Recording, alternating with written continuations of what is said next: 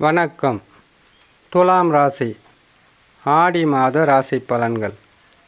துலாம் ராசிக்காரர்களுக்கு ஆடி மாதத்தில் கிரகங்கள் எத்தகையான நற்பலன்களோ அல்லது அசுப பலன்களோ தரப்போகிறது என்பதை பார்ப்பதற்கு முன்பதாக சந்திராஷ்டம தினங்களை அறிந்து கொள்வது மிகவும் உதவியாக இருக்கும்.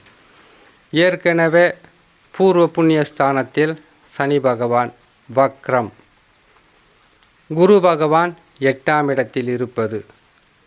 துலாம் ராசிக்காரர்கள் சொந்த ஜாதகத்தில் தசா என்பது வலுவாக இருந்துவிட்டால் அஷ்டமத்தில் குரு பகவான் அமர்ந்தது பண நெருக்கடி, பொருளாதாரத்தில் சில கஷ்ட நஷ்டங்கள், கடன் கொடுப்பது, கடன் பெறுவதில் சில பிரச்சனைகள், உடலில் சில வகையான நோய்கள் வருவதற்குண்டான வாய்ப்புகள் இருக்கும். குடும்பத்தில் சந்தோஷம் இருக்காது.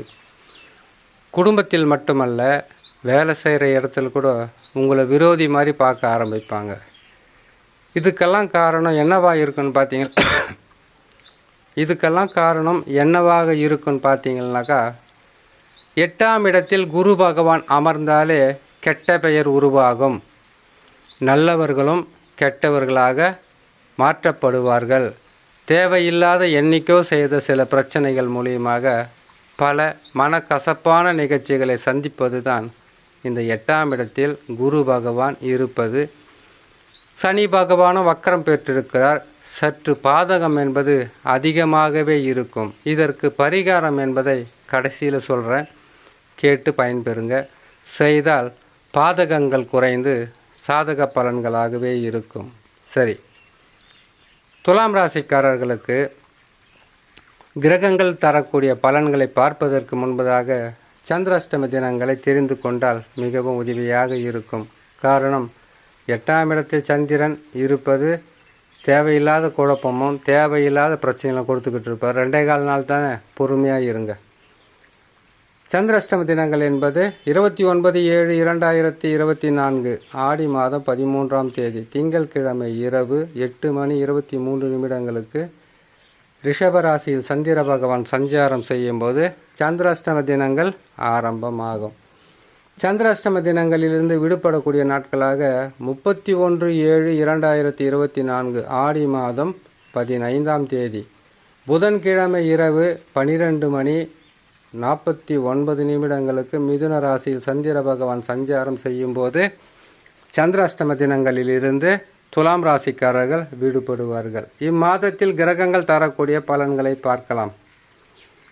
துலாம் ராசிக்காரர்களுக்கு 5ஆம் இடத்தில் வக்ரம் பெற்று அமர்ந்திருக்கக்கூடிய சனி பகவானால் குழப்பம், மனக்கவலை,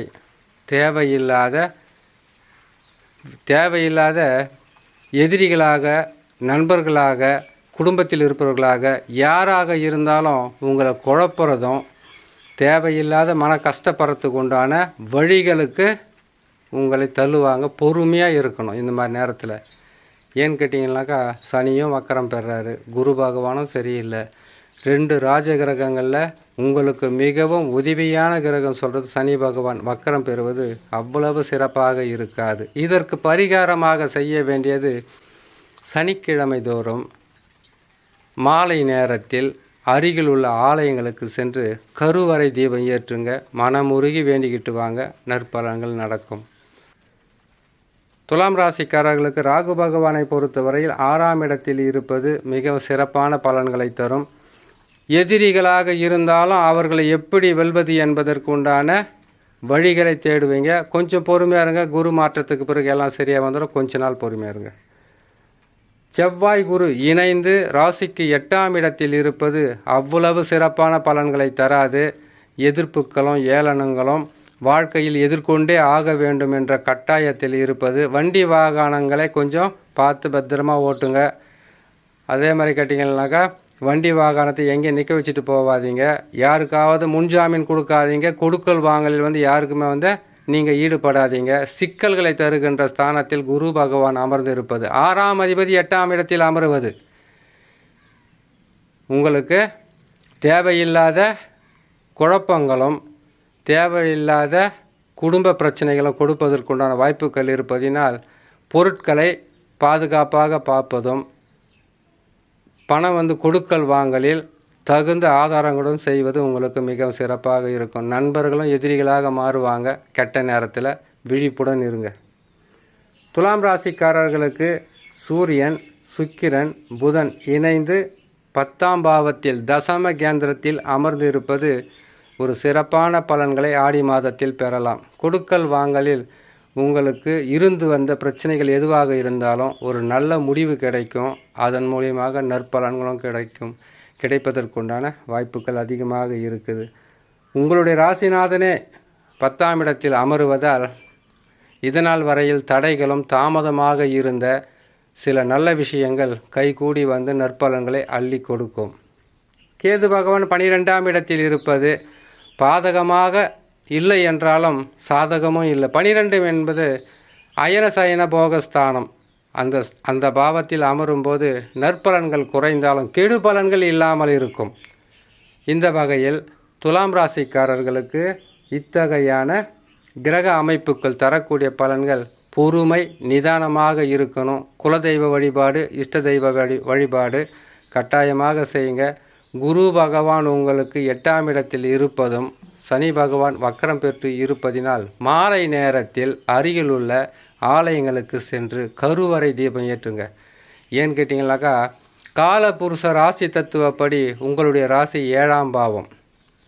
அப்படி இருக்கும்போது உங்கள் ராசிக்கு 7ஆம் பாவமாக அதிபதி என்று சொல்லக்கூடிய செவ்வாய் பகவான் 8லே அமர்ந்திருப்பதினால் அருகில் உள்ள ஆலயங்களுக்கு சென்று கருவறை தீபம் ஏற்றி மனமுருகி வேண்டி வந்தால் பெரிதளவு பாதகமில்லாத சாதக பலன்களை துலாம் ராசிக்காரர்கள் பெறலாம் என்று சொல்லி இன்னொரு நல்ல பதிவில் உங்களை நான் சந்திக்கிறேன். நன்றி, வணக்கம்.